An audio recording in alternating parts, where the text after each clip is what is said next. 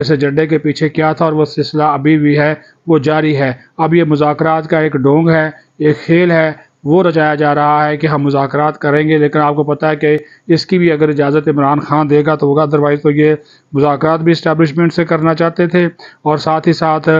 جو ہے وہ رہائی بھی عمران خان کی ان کے ذریعے چاہتے تھے۔ اب چونکہ ملٹری ٹرائل ان کا ہونے کا خدشہ بڑھ رہا ہے عمران خان کا، جنرل ریٹائرڈ فیض کے اوپر، جو جنرل ریٹائرڈ فیض حمید کے اوپر فرد جرم عائد ہونے کے بعد، تو ابھی ان کو اپنی جان کے لالے پڑے ہوئے ہیں، تو اسی وجہ سے یہ جو ہے وہ اب صورتحال کو کسی اور طرف لے کر جانا چاہ رہے ہیں۔ تو یہ وہ کیونکہ یہ ان کی ہے کہ جب بھی آپ کو ڈوبتے ہوئے دیکھتے ہیں تو پھر تیرنے کے لیے یا اوپر آنے کے لیے وہ کیا کہتے ہیں جی، پھر ہر چیز کو جو ہے وہ اپنی خالہ بھی بنا لیتے ہیں، ماسی بھی بنا لیتے ہیں، ماں بھی بنا لیتے ہیں، اور پاؤں بھی پڑ جاتے ہیں۔ یہ ان کا ایک وتیرہ ہے جس کے اوپر چلتے ہیں۔ اب آ جائیں جو قومی احتساب آرڈیننس کی خلاف ورزی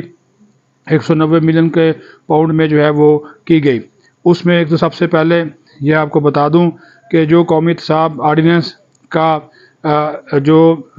ایک شق ہے، اس میں ایک چیز واضح لکھی ہوئی ہے کہ کرپشن اور بدعنوانی جرم ہے، اور اگر کوئی ایک ٹرسٹ بنتا ہے تو اس کے تحت زمین، فنڈز یا کسی مالی فائدے کو بغیر شفاف دستاویزات اور قانونی تقاضوں کی پیروی کے قبول کرنا اختیارات کے غلط استعمال اور بدعنوانی کے زمرے میں آتا ہے۔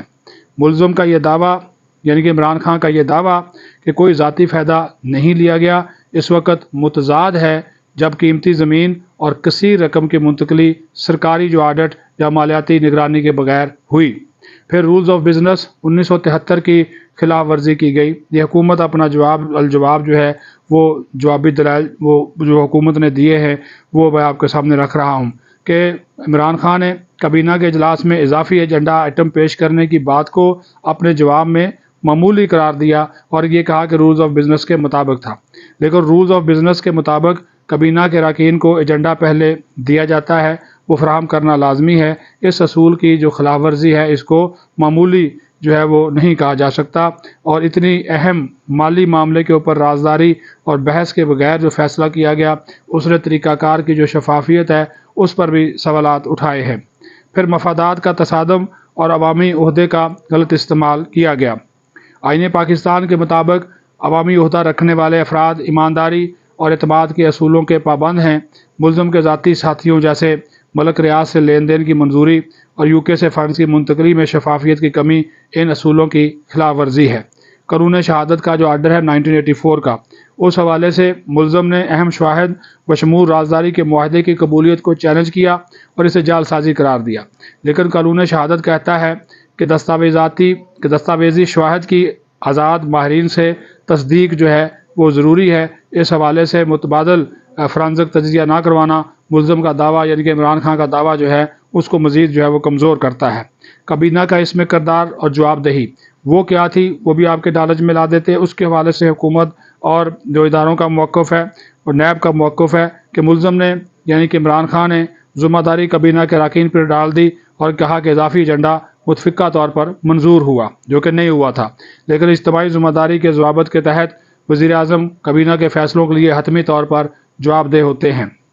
القادر ٹرسٹ بطور شام کا ادارہ، یعنی کہ یہ شام کے وقت کام کرنے والا ادارہ، اس کو ڈکلیئر کیا گیا،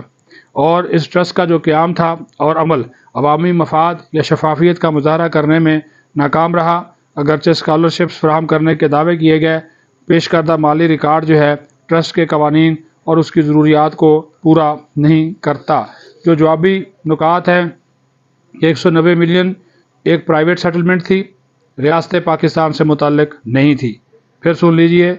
190 ملین پاؤنڈ ایک پرائیویٹ سیٹلمنٹ تھی اور ریاست پاکستان سے متعلق نہیں تھی، یہ ان کا موقف ہے۔ جوابی دلیل حکومت کا اس کے اوپر جواب کیا آتا ہے؟ یہ رقم برطانیہ میں مشتبہ کرپشن کی وجہ سے جو منجمد اثاثے کیے گئے اس سے آئی تھی۔ ان کی واپسی میں ریاست کی شمولیت اور جواب دہی لازمی تھی۔ فنڈز کی منتقلی میں وزارت خزانہ یا وزارت قانون سے مشورہ نہ کرنا نیب آرڈیننس کی خلاف ورزی ہے۔ پھر وہ دعویٰ کرتے ہیں کہ زمین یا فنڈ سے کوئی ذاتی فائدہ حاصل نہیں ہوا۔ اس کے اوپر جواب آتا ہے کہ ٹرسٹ کے بانی کے طور پر عمران خان نے اہم کنٹرول برقرار رکھا۔ اثاثوں کی منتقلی بغیر بولی آزاد آڈٹ کے بالواسطہ ذاتی زمرے کے فائدے میں آئی، جو نیب کے آرڈیننس کی خلاف ورزی ہے۔ پھر دعویٰ کرتے ہیں کہ استغاثہ نے اہم شواہد بشمول NCA کے دستاویزات کو روکے رکھا۔ اس کے اوپر جواب نیب کا آیا ہے کہ ملزم کی قانونی ٹیم ان دستاویزات کو عدالتی ذرائع جیسے باہمی قانونی معاونت کے ذریعے حاصل کر سکتی تھی، لیکن انہوں نے بدنیتی کی بجائے بدنیتی اس میں دکھائی اور دفاع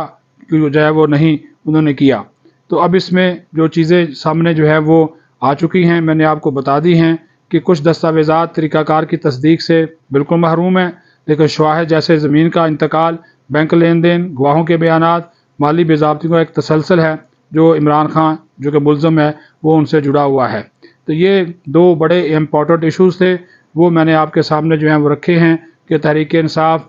ہر معاملے کے اوپر ریاست کے ساتھ، پاکستان کے ساتھ کیسے کھیل رہی ہے، باقی فیصلہ کرنا آپ کا کام ہے۔ جو شواہد تھے یہ میں نے دستاویزات سے پڑھ کر آپ کو چیزیں جو ہیں وہ میں نے سنائی ہیں، اور میں نے یہ جو ویڈیو پہلے آپ کو دکھائی ہے یہ بھی ایک تحقیقاتی رپورٹ کی روشنی میں جو ہے وہ بنائی گئی ہے، تاکہ